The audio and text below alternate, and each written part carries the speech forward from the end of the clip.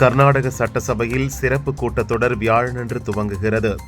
மத்திய அரசை விமர்சிக்கும் வகையில் உள்ள சிறப்பு கூட்டத்தொடரில் உரையாற்ற மாட்டேன் என அந்த மாநில கவர்னர் தாவர்சந்த் கெலாட் கூறியுள்ளார்.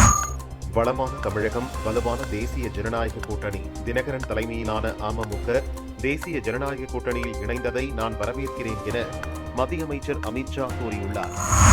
டிடிவி தினகரன் தேசிய ஜனநாயக கூட்டணியில் இணைந்தது அரசியலில் எதுவும் நடக்கலாம் என்பதற்கு உதாரணம் என பாமக எம்எல்ஏ அருள் சொன்னார்.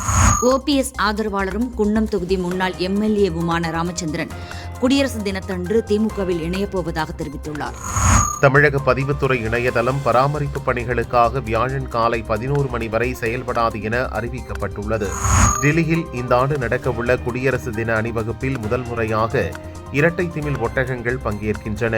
அவற்றுடன் வீரர்கள் ஒத்திகையில் ஈடுபட்டனர்.